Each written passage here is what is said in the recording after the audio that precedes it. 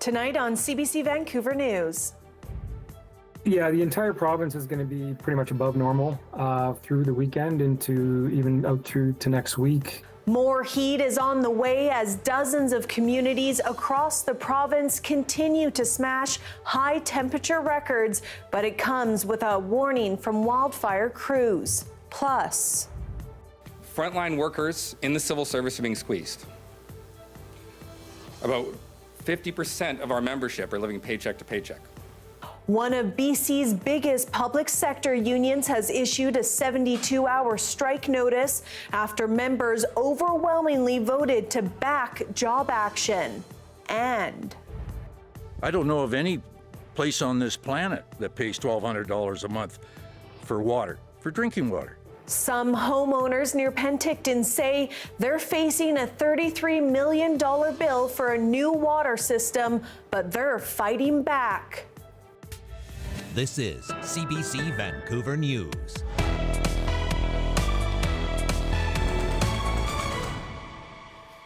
Hello, I'm Janella Hamilton. Thanks for joining us. High temperatures and sunny. That's the forecast for much of the province as we head into the Labor Day weekend.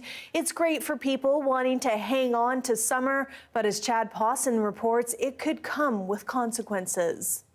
Getting on a boat, going across the border, or settling down somewhere to relax, there will be a constant, no matter what you're doing this holiday weekend: heat. Yeah, the entire province is going to be pretty much above normal through the weekend into even out through to next week. So we don't really see a reprieve or a major cool down coming. Look at the sunny and warm stretch of weather for places like Vancouver and Nanaimo. Sunny in mid-20s well into next week. Even hotter in places like Kelowna and Prince George, where temperatures will get to the mid-30s with little to no rain forecast.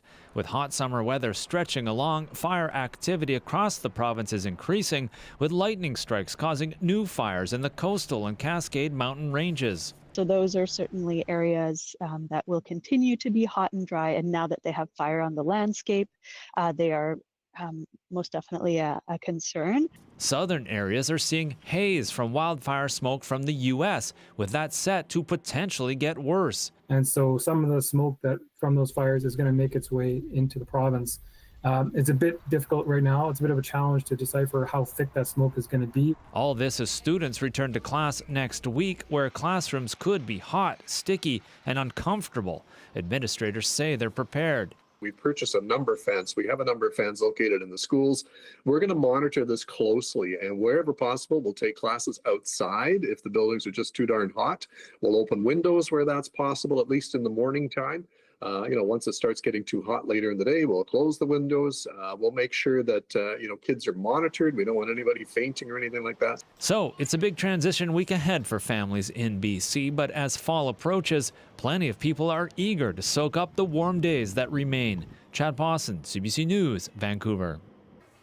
With great weather comes long lineups at BC Ferries terminals, and as Pinky Wong shows us, a lot of British Columbians appear to be choosing to travel locally.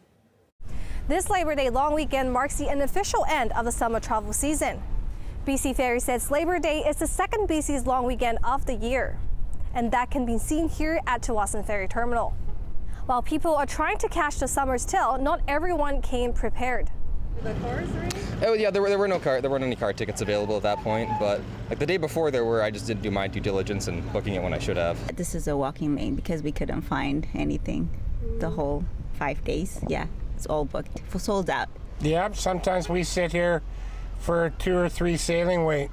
To live on the island should have some kind of advantage, I think. Not having to make a reservation would be nice to get on. Demands at the ferry terminal has been high this year as many locals choose to travel within the country. I'm sad that summer's ending. We're going to Big Splash Water Park. Yeah, for his birthday party. Yeah. Camping in Lizard Lake on the island. Is it the first time? Yeah, we booked it like 25 days ago and it was already pretty sold out, so it's pretty busy here. We left Wasaga Beach, Ontario about 5 days ago, and we're heading over to Coombs. I booked enough in advance that it was actually $110 for the accommodation. In the bigger cities, it's higher. We're planning a trip currently for a family, but we have excluded the U.S. specifically on our list of destinations. But overall, it's pricey, but then we want to spend our money in Canada. We plan to go to US, like Seattle and stuff, but then we said, no, we don't want to. BC Ferries is reminding passengers to reserve a spot when possible and arrive 45 minutes before departure. Pinky Wong, CBC News, Chawasan.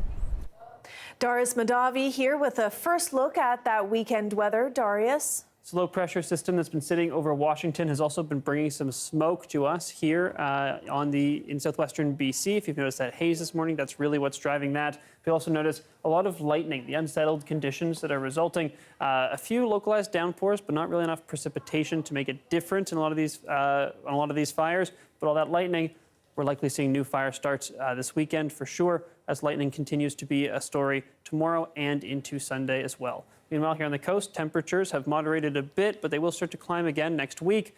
We'll have more later in the show. All right. Thanks so much, Darius. Thank you.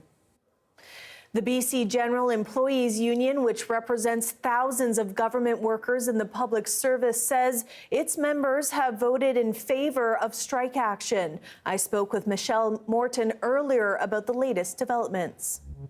Janella, the BCGEU says it has issued a 72-hour strike notice for more than 34,000 public sector workers, and job action could start as early as Tuesday morning. Now, members have been voting since the middle of August up until noon today after reaching an impasse with the province's public service agency last month. The last collective agreement expired at the end of March, but negotiations have been ongoing since the beginning of the year. A spokesperson for the union says the government's latest offer doesn't address the affordability challenges affecting its workers. Frontline workers in the civil service are being squeezed. About 50% of our membership are living paycheck to paycheck. 22% of our membership report that they're working a second or a third job.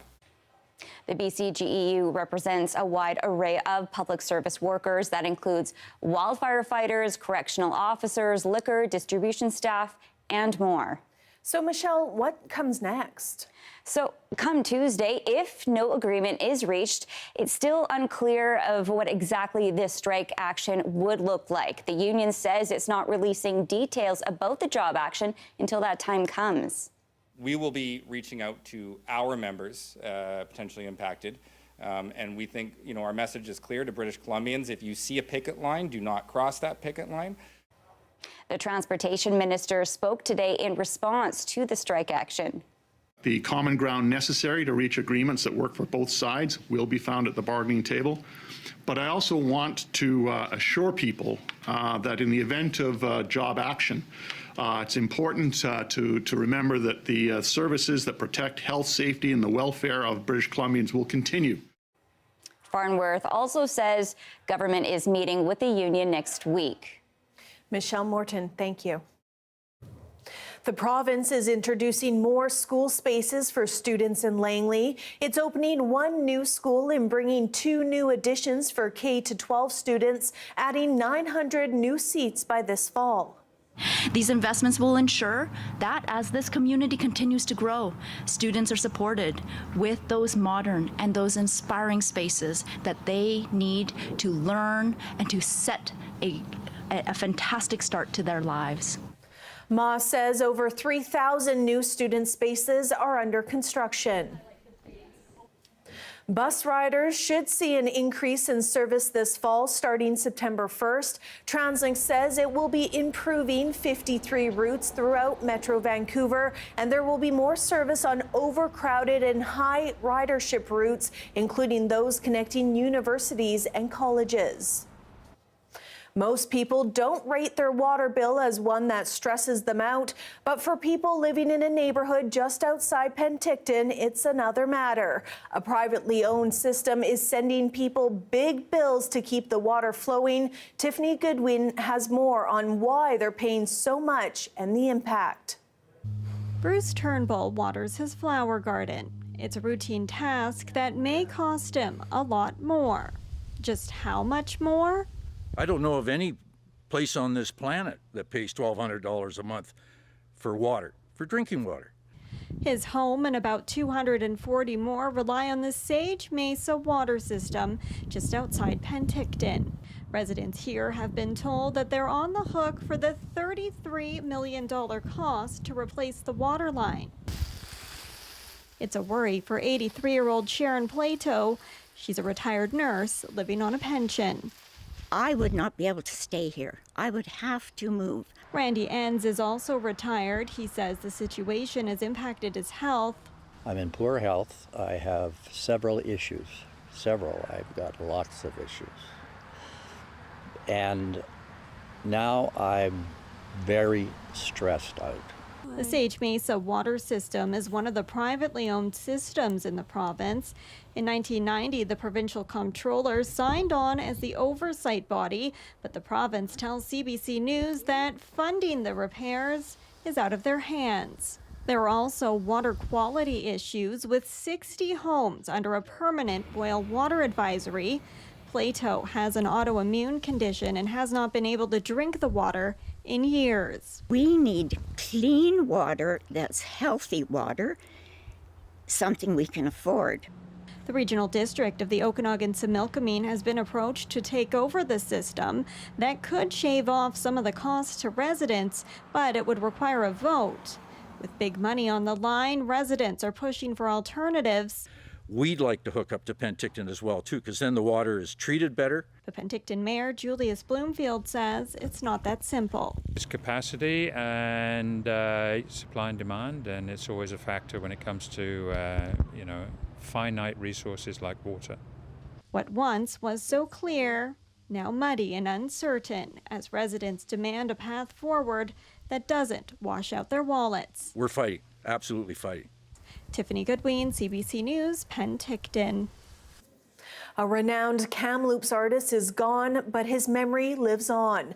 Rod Little Sky Bandura was loved by his community, and as Shelley Joyce explains, they want to carry his legacy forward by honoring him at a musical event early next month.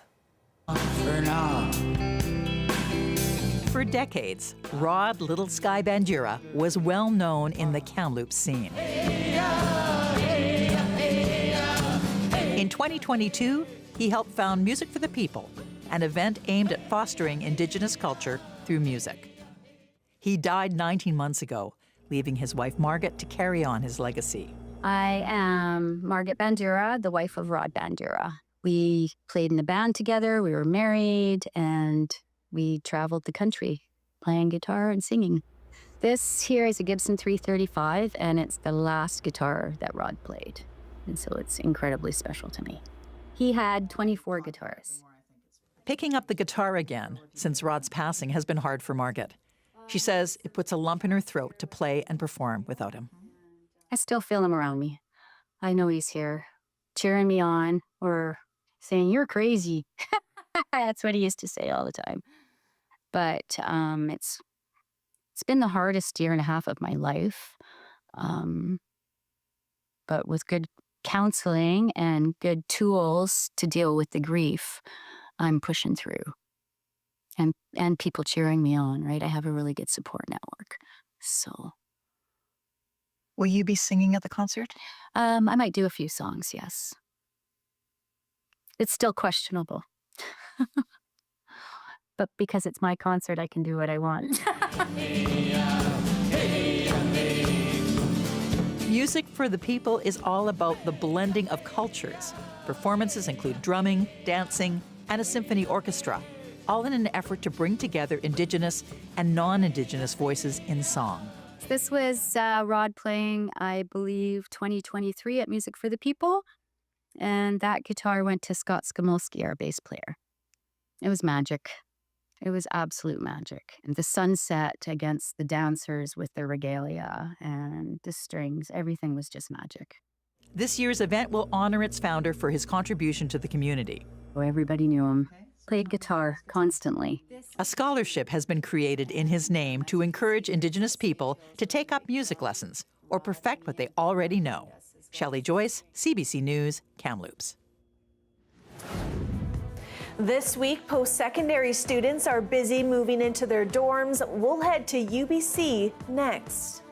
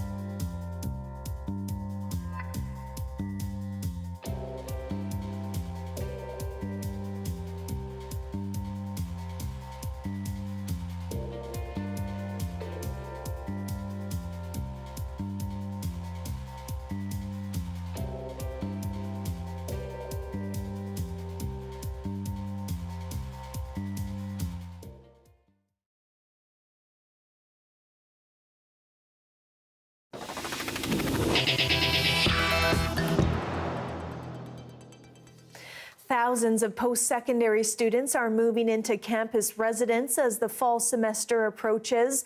Earlier this week, UBC had a special move-in day for first-year students, and our Caroline Chan was there taking in the excitement.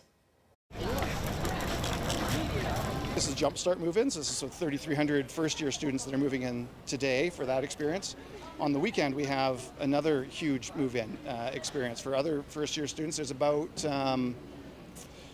1,500 that aren't part of Jumpstart, and then all of our upper-year students move in on the weekend as well. So it's another big day on the weekend. So this is our trial, and then we're hard at it again on Saturday.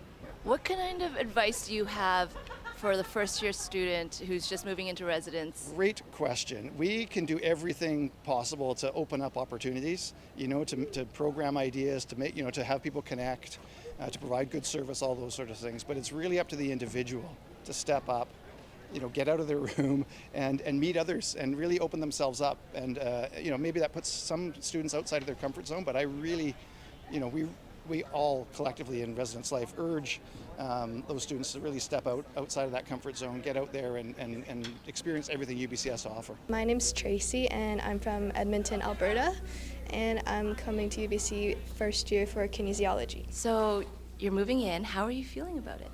I'm scared, but mostly excited because it's like you finally get your own space to finally do what you want, but everybody else just like in your space, I guess. Yeah. Have you met anybody on your floor yet? No, but I do know my roommate. She's my junior high classmate, so that'd be really awesome. Cool. What are you hoping from this first year? Honestly, just to experience everything that I can, like do every activity and every event and meet a lot of new people, just to broaden like the worldview and experiences. Yeah, my name is Patrick. I'm Tracy's father, so, I'm really proud of her. So as a parent, definitely excited and also nervous. This is Tracy, the older one in the family. This is the first time we'll send her away too far. So definitely it's nervous but very excited. Yeah, hoping she has a better life here. So she's very independent, and I'm pretty sure she will be doing well.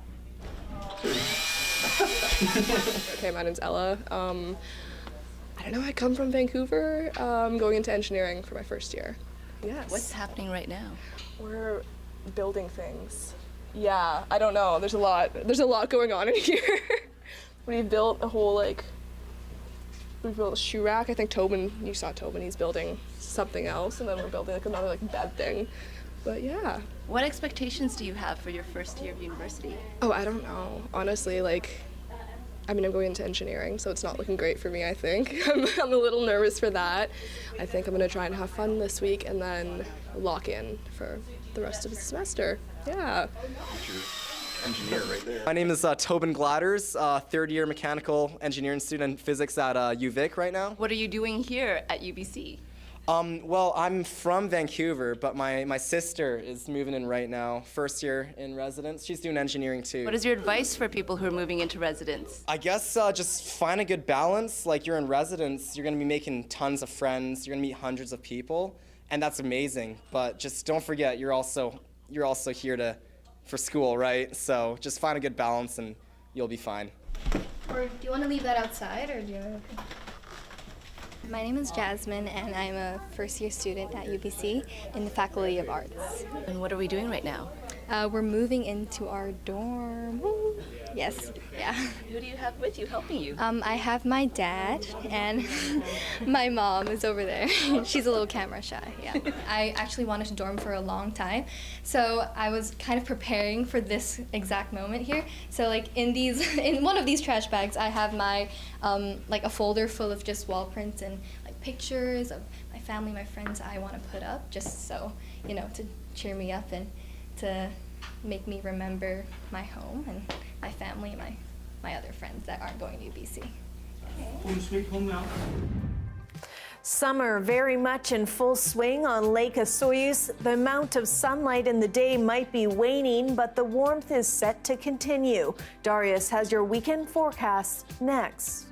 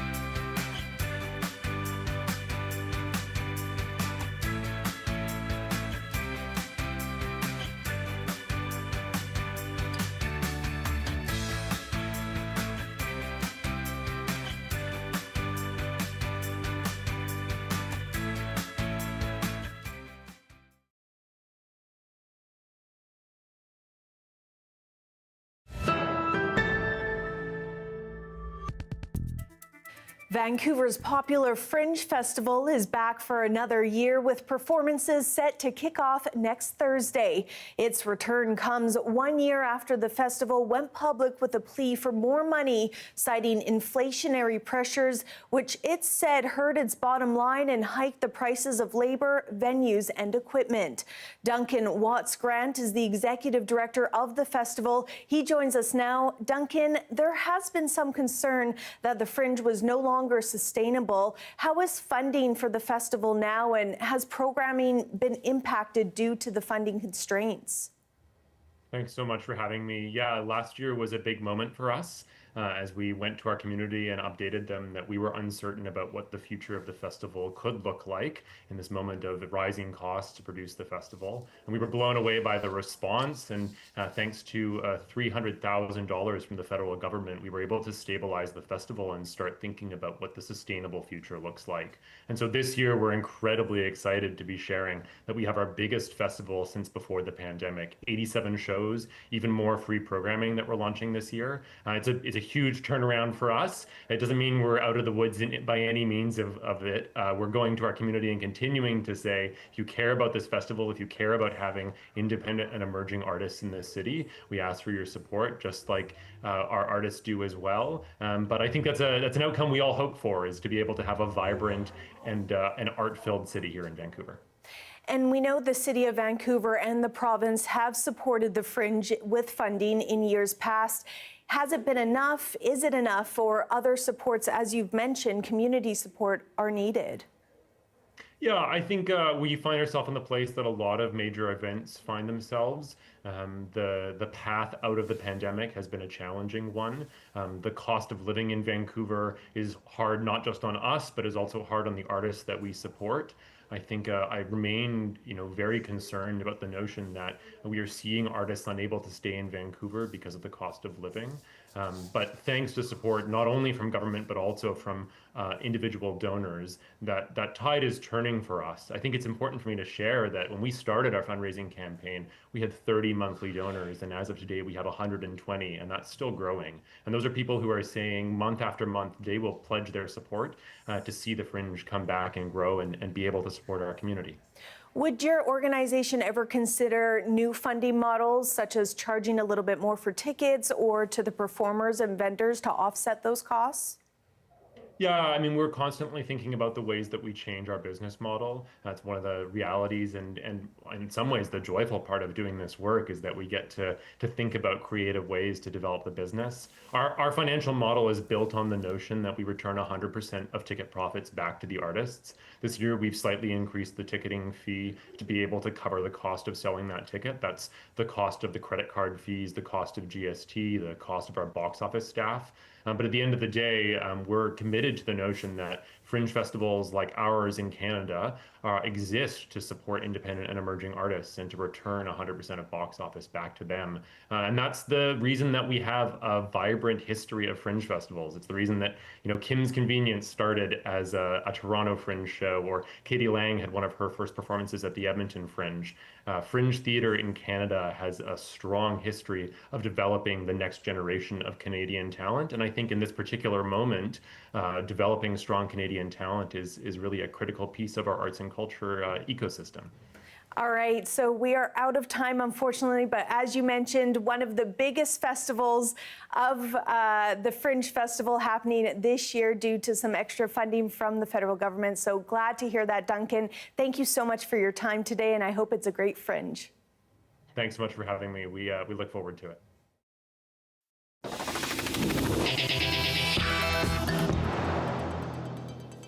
Conservative leader Pierre Poilievre is demanding the Liberal government table new legislation to amend the criminal code. It comes as a national debate rages online after an Ontario man was charged with assault against an armed assailant who'd broken into his apartment. Rafi Boudjikanian reports. Hey, how you doing? Good to see you. Conservatives sending a message about self-defense. Your home is your castle, and you have the right to defend your family in your home. Pierre Poilievre wants the criminal code to be changed to make it simpler, he argues, for Canadians to make snap judgments on how to deal with home invaders. The two conditions. if someone enters your home illegally and uninvited, and 2, you reasonably believe they are a threat to your family, then it is assumed that all the force you use against that person is reasonable and legal.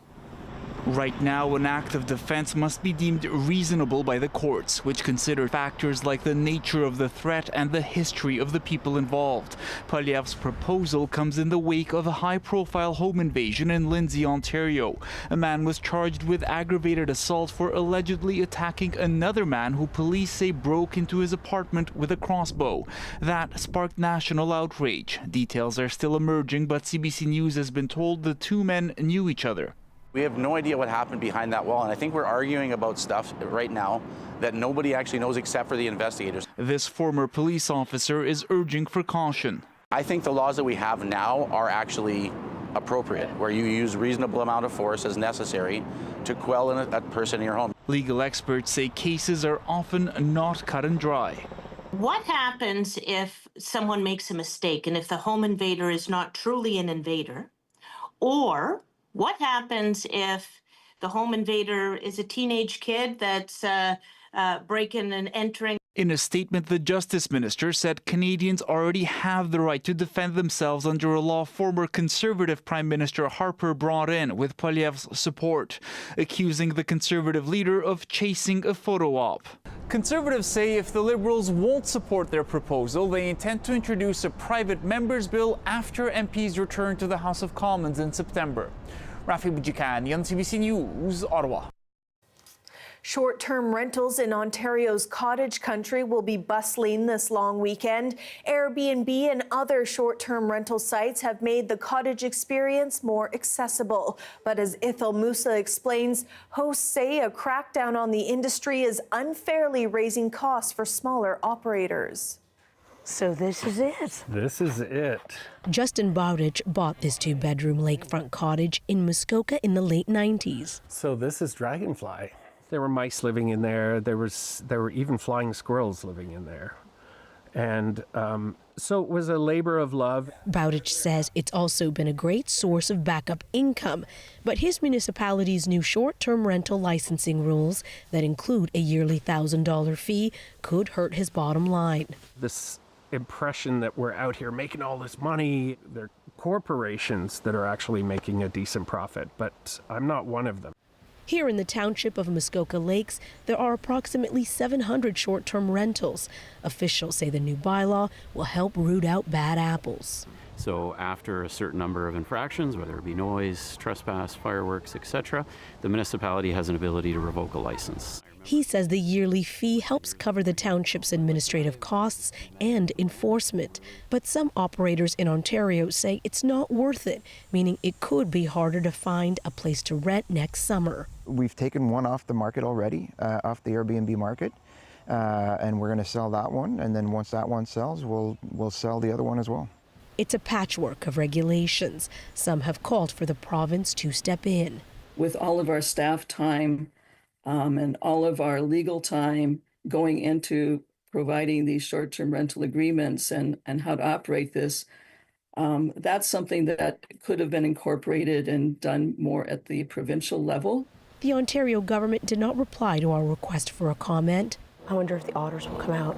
That would be cool. Bowditch says he hopes bookings pick up to offset this new short-term rental fee. Ithel Musa, CBC News, Utterson, Ontario.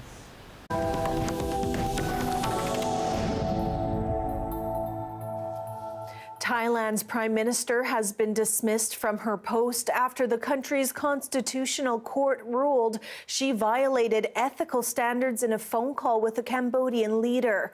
Thailand and Cambodia are currently involved in a border dispute. And as Salima Shivji reports, the dismissal plunges the country into uncertainty once again. She started the day suspended but still prime minister. But after a ruling from Thailand's constitutional court, Paetongtarn Shinawatra was out for good. Removed from office for what the judges called a grave violation of ethical standards that went against national interests. It was a leaked phone call from earlier this year between the rookie Thai prime minister and longtime Cambodian leader Hun Sen that did it. As tensions seethed at the border the two countries share, Paetongtarn on the line sounding conciliatory, calling Sen uncle, even criticizing one of Thailand's army commanders in a country where the military has massive influence. The ousted prime minister has accepted the court's verdict. But Paetongtarn maintains she was trying to avoid a war. It's a blow for the Shinawatra family that's had a hand in Thai politics for more than 2 decades. But for many in Thailand, the ruling is not surprising, from a court notorious for intervening in the country's politics. The ruling means instability, uncertainty, volatility. How can you have a country that keeps removing its elected prime minister?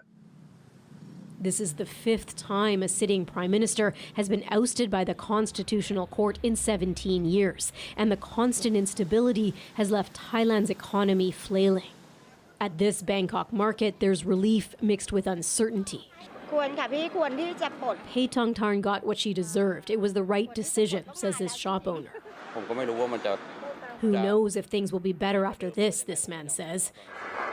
Thailand now has a caretaker government in charge, and Parliament will choose the next leader of a country plunged into political turmoil yet again.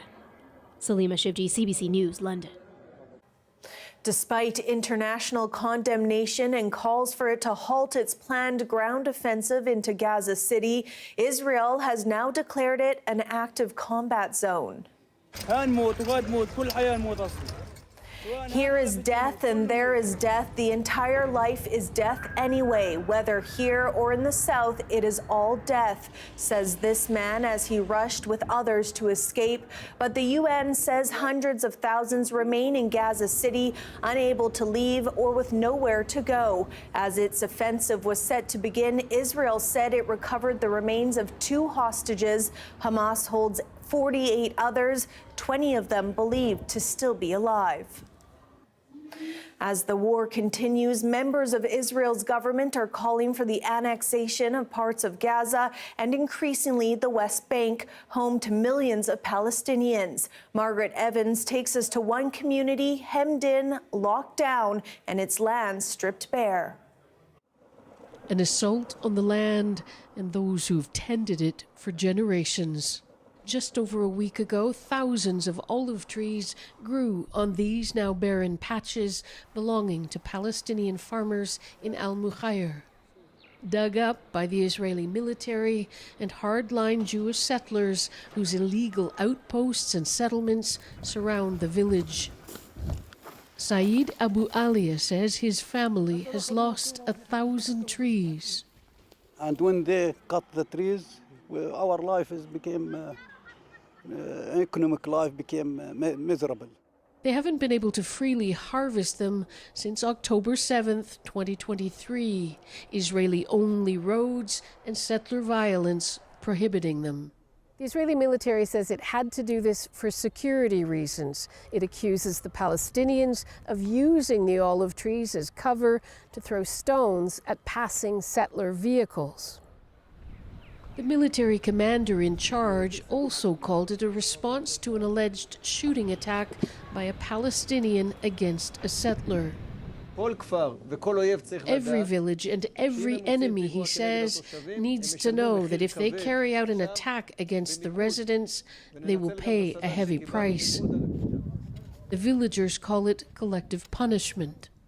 Somebody shot. They took them to the prison and they punish him and punish his family, not punish all the village. Al-Mukhayr faces regular violent attacks by settlers. Israeli monitoring groups say settlers act with impunity. There is no response by the police, or even worse, sometimes when they're coming, they will arrest the Palestinians, even though they were attacked by settlers. People of Al-Mukhayr are still in shock. Palestinian officials arriving from Ramallah to survey the scene. The village was locked down for 3 days when the trees were cut, houses searched, property destroyed, and the mayor arrested. On a hill across the road, the villagers aren't allowed to use. A mechanical digger is at work on another outpost. Margaret Evans, CBC News in the occupied West Bank. The wrong number over and over and over again. How a Summerland couple ended up fielding support requests for barbecues. That's coming up.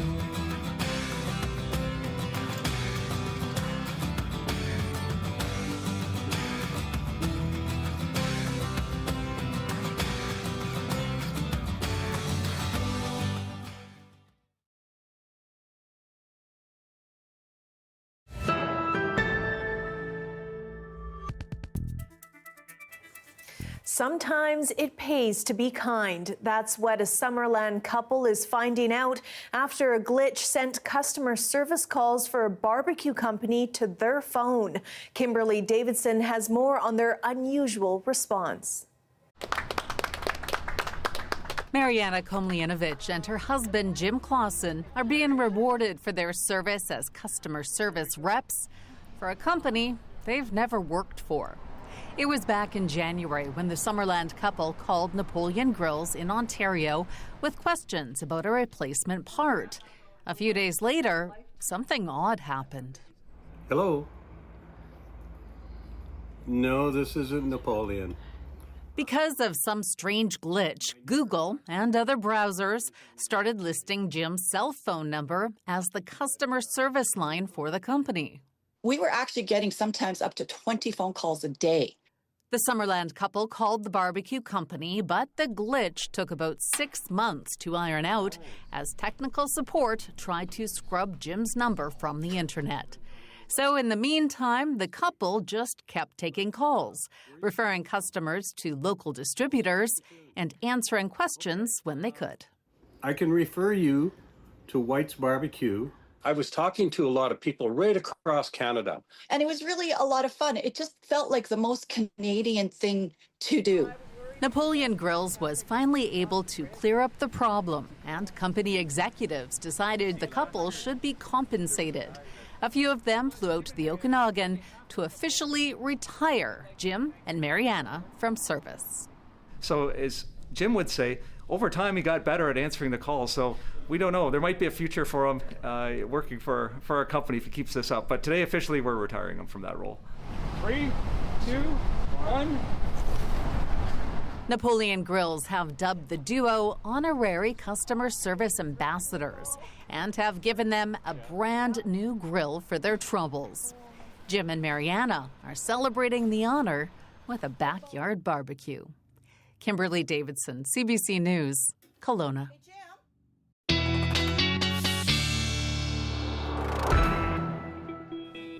Darius Madavi is back with a look at our weekend weather. Darius?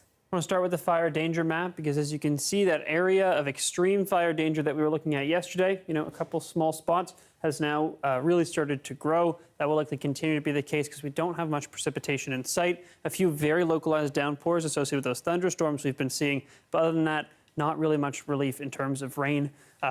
Temperatures continue to be high, although they have come down slightly. So expect to see the fire danger map continue to look like this or worse when we return on, or when I return on Monday. In terms of the heat that we're looking at, you can see Kamloops back up around 34 today, so not as hot as it has been. We were not in the high 30s anymore, but that heat is sticking around. We're still well above normal across much of the southern parts of the province. We're going to continue to see a little bit of a decline into the weekend, but then temperatures are expected to climb back up again as we get into next week. That is especially true for coastal areas, including Metro Vancouver. I want to show the precipitation map, not because there's much precipitation to look at, but really just drive home the fact that aside from a few convective showers or storms that are going to be popping up, we really have no relief in sight in terms of rain. Expect to continue to see sunshine, maybe the odd drizzle associated with those unsettled conditions that we're getting, especially in the south. But for folks in the north, not even really much cloud in sight, nothing but sunshine there. The smoke is really starting to pick up in parts of the central interior. You can see that here. This is both the surface level smoke and the haze up in the upper atmosphere. If we look at just the surface smoke, it's actually a pretty similar picture. You can see that high concentration of bad air quality here. This is forecasted for tomorrow. This is the maximum value expected, but it will likely last through much of the day. Here in the south, smoke conditions have improved a fair amount, but expect to continue to see some wildfire smoke from Oregon being drawn up here into BC. Overnight shower possible tomorrow night. We may see that continue into early Sunday morning. Other than that, again, not really any rain. We remain very humid is the other thing to note, and inland temperatures will continue to remain elevated into next week after a brief reprieve on Sunday. Well, Darius, don't go anywhere because guess what time it is?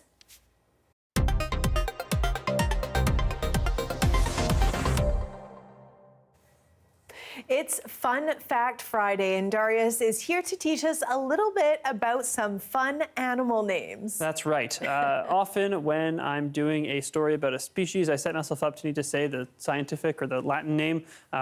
And oftentimes they're very hard, and then I regret having set myself up for that. But this week on Rearb Radio, we've been celebrating some fun scientific names from all sorts of different categories, and we're going to talk about some of those. So let's start with Darwinopterus, because of course you can name a species after a famous scientist. Lots of people do that. So of course Darwinopterus, named after Charles Darwin. You can also do science communicators. Attenboroughsaurus, named after the legendary David Attenborough. Oh, to have a fossilized something named after you. I was going to say dinosaur, but neither of those were dinosaurs. Darwinopterus was a flying lizard, and Attenboroughsaurus was an aquatic lizard. But still cool, alive at the time of the dinosaurs. You could also name it after something fictional or mythological. Lokiceratops. The horns reminded people of Loki's helmet, both in myth and in Marvel. So Lokiceratops after the horns. We can also do funnier ones, like cartoon characters. This is Spongiforma squarepantsy. Spongiforma was already a genus name, but people decided this Malaysian fungus should be squarepantsy. Yeah, there you go, SpongeBob SquarePants. This is Eoparapatus totoro, named after the cat bus from My Neighbor Totoro, the famous anime. Looks very similar, actually. And Bambiraptor feinbergi. You might think that doesn't look anything like Bambi, but it was discovered by a 14-year-old fossil hunter. That's what they nicknamed it, named it Bambi, and so they gave him a nod in the official naming. Some of those a little bit of a mouthful. Thanks so much, Darius. Thank you. Climbing the Squamish Chief's mighty rocky cliffs is not for the faint of heart, but one 8-year-old girl took the lead and tackled the summit. We'll meet her next.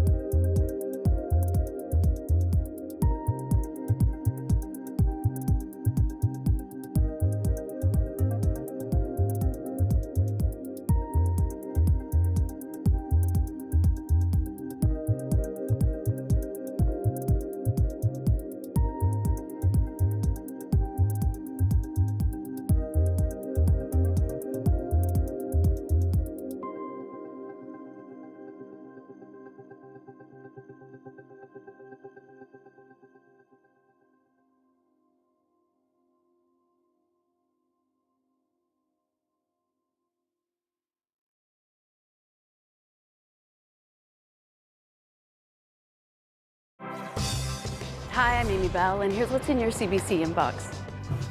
Join CBC's Dan Burrett on September 24th at Dakota's signature fundraising event, the Team Trivia Challenge, supporting Literacy Month in BC. Register your team at dakota.ca. And never miss a special programming series, event, or contest. Subscribe to CBC's e-newsletter at cbc.ca/Vancouver inbox and keep connected with us.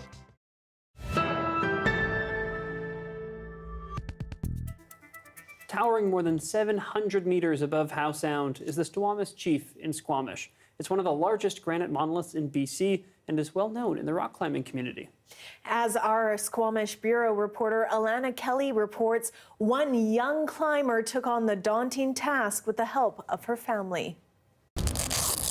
Most kids her age climb jungle gyms. Reagan Goodwin set her sights much higher. I really like feeling the accomplishments when I get to the top of a really hard climb. I'm like, I feel so good. At 4 foot tall and 9 years old, she not only climbed the Squamish Chief, she led her dad. Oh my gosh, I did it. I'm super impressed. It's a super long climb. I think that Reagan's the youngest person to have ever climbed the Chief from top to bottom. Sticking and jamming her fingers and hands into the cracks, she pulls herself up. It's very small, but you climb it. If she gets nervous, she has a trick to stay calm. I mostly sing when I'm climbing. They're connected, in sync, and fully trust each other. I was really confident that Reagan was capable of doing it and that she was going to crush it. So I wasn't too nervous. I think she was more nervous than I was to start. Think it'll be fine? Yeah. Cool. His support helps guide her. He motivates me to climb hard stuff. I just do it a lot, yeah. How often are you climbing? Usually every day. Sometimes maybe we take some days off because we need recovery. It was 5 years ago when they picked up climbing together. Reagan was the one who pitched the idea of leading. She proved that she knew what she was doing, and she proved a lot of competence with the gear. Yeah, cool. Their goal isn't speed or height. We hope that she has a lot of fun, and that she can really enjoy what she's doing. Kids can do amazing things. Yes! Reagan is leading by example. I really want to have more community in the climbing world, so just get out there and climb. And her own goals are only going up. Alana Kelly, CBC News, Squamish. That is super impressive. Yeah. I cannot imagine. I've not done the Chief, so good on you, Reagan. Well, forget the climb. I wouldn't even have been that conversational when I was 8 years old. I know, she's in great spirits. Yeah. Thanks for being with us tonight on CBC Vancouver News at 6. You can watch this newscast on CBC Gem, YouTube, and our website. I'll have your next local news at 11 o'clock right after the National. Have a great night.